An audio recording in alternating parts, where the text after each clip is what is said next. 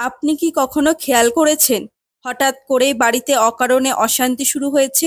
সব সময় মন খারাপ লাগছে, রাতে ভালো ঘুম হচ্ছে না, বারবার টাকার সমস্যা হচ্ছে, আর ঘরে ঢুকলেই যেন আগের সেই শান্ত অনুভূতিটা আর নেই। প্রচলিত শাস্ত্রীয় বিশ্বাসে বলা হয়, কিছু পবিত্র গাছকে ঘরের শুভ পরিবেশে প্রতীক হিসেবে দেখা হয়। অনেকের বিশ্বাস, এই গাছগুলি ঘরে ইতিবাচক আবহ বজায় রাখতে সাহায্য করে। কিন্তু আশ্চর্য বিষয়, এই 5টি গাছের মধ্যে শেষ গাছটি প্রায় সবার বাড়িতেই থাকে। তবু অনেকেই এর যত্নের কিছু প্রচলিত নিয়ম জানেন না। আজ সেই 5টি গাছের কথাই জানবো, তাই ভিডিওটি অবশ্যই শেষ পর্যন্ত দেখুন। নমস্কার বন্ধুরা, আজ আমরা জানবো এমন 5টি পবিত্র গাছ সম্পর্কে যেগুলি উল্লেখ বিভিন্ন শাস্ত্র, পুরাণ এবং লোকবিশ্বাসে পাওয়া যায়। ভিডিওর শেষে আমি একটি প্রচলিত নিয়ম বলবো, যেটি অনেক পরিবার আজও অনুসরণ করেন, তাই কোথাও যাবেন না। চলুন শুরু করি। প্রথম যেই গাছটির কথা বলবো সেটি হলো অপরাজিতা। নামের মধ্যেই যেন শক্তির বার্তা। অপরাজিতা অর্থাৎ যাকে পরাজিত করা যায় না। প্রচলিত বিশ্বাস অনুযায়ী এই ফুল দেবী দুর্গার সঙ্গে যুক্ত। তন্ত্রশাস্ত্রের কিছু বর্ণনায় এটিকে রক্ষার প্রতীক হিসেবে উল্লেখ করা হয়। লোককথায় বলা হয়, প্রাচীনকালে কিছু রাজার যুদ্ধের আগে এই ফুল দিয়ে দেবীর পুজো করত। অনেক পরিবার আজও বাড়ির প্রবেশপথের কাছে অপরাজিতা ফুল গাছ লাগান। তাদের বিশ্বাস, এটি শুভ শক্তির প্রতীক এবং ঘরের সৌন্দর্যও বাড়ায়। আপনার বাড়িতে কি অপরাজিতা গাছ আছে? কমেন্টে লিখুন, আছে বা নেই। এখন যে গাছটির কথা বলবো তার নাম শুনলেই প্রায় সবাই চেনে, কিন্তু এর পেছনে ইতিহাস খুব কম মানুষই জানেন। দ্বিতীয় গাছটি হলো নিম গাছ। ভারতীয় ঐতিহ্যে নিমকে অত্যন্ত গুরুত্বপূর্ণ গাছ হিসেবে দেখা হয়। শাস্ত্রে নিমকে দেবী শীতলার সঙ্গে যুক্ত করা হয়েছে। আয়ুর্বেদে নিমের বহু গুণের কথা উল্লেখ রয়েছে। গ্রাম বাংলার অনেক পরিবারে এখনও নিম গাছের পাতা বিভিন্ন ঐতিহ্যবাহী কাজে ব্যবহার করা হয়। লোকবিশ্বাস অনুযায়ী বাড়ির আঙিনায় নিম গাছ থাকা শুভ বলে মনে করা হয়।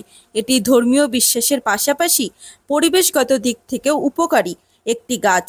এবার যে গাছটির কথা বলবো তার একটি পাতা ছাড়া ভগবান শিবের পুজো অনেকেই কল্পনাই করতে পারেন না। হ্যাঁ বন্ধুরা, বেলগাছ।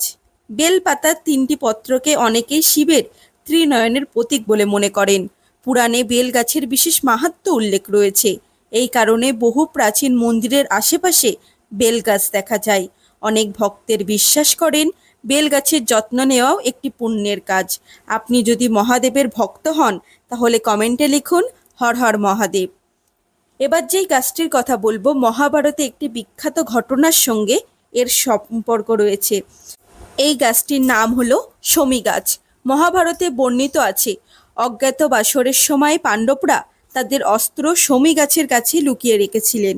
এই কাহিনীর কারণেই শমী গাছকে সাহস ও বিজয়ের প্রতীক হিসেবে দেখা হয়। জ্যোতিষশাস্ত্রেও শমী গাছের বিশেষ গুরুত্বের কথা বলা হয়েছে। আজও বিজয়া দশমীতে বহু মানুষ এই গাছের পুজো করেন। আর এবার সেই গাছ যেটি প্রায় প্রত্যেক ভারতীয় পরিবারের কাছেই পরিচিত, কিন্তু বেশিরভাগ মানুষ এর প্রচলিত নিয়মগুলি জানেন না। হ্যাঁ বন্ধুরা, তুলসী। পুরাণ অনুযায়ী তুলসী দেবী বৃন্দার রূপে এবং ভগবান বিষ্ণুর অতি প্রিয়।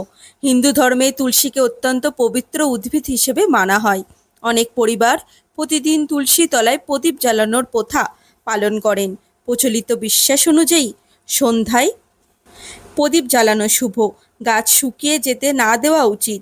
চারপাশে পরিষ্কার রাখা উচিত। এগুলো ধর্মীয় এবং সংস্কৃতির ঐতিহ্যের অংশ হিসেবে বহু পরিবারে আজও অনুসরণ করা হয়। তাহলে বন্ধুরা, আজ জানলেন শাস্ত্রীয় বিশেষ গুরুত্ব পাওয়া 5টি পবিত্র গাছ সম্পর্কে। অপরাজিতা, নিম, বেল, শমী এবং তুলসী। এগুলির মধ্যে আপনার বাড়িতে কয়টি আছে? নিচে শুধু সংখ্যাটি কমেন্টে লিখে জানান। ভিডিওটি ভালো লাগলে একটি লাইক করে দিন, প্রিয়জনের সঙ্গে শেয়ার করুন এবং এমন আরও শাস্ত্রীয় ভিত্তিক বিষয় জানতে চ্যানেলটিকে সাবস্ক্রাইব করুন। পরের ভিডিওতে আবার দেখা হবে। ততদিন ভালো থাকুন, সুস্থ থাকুন। ধন্যবাদ।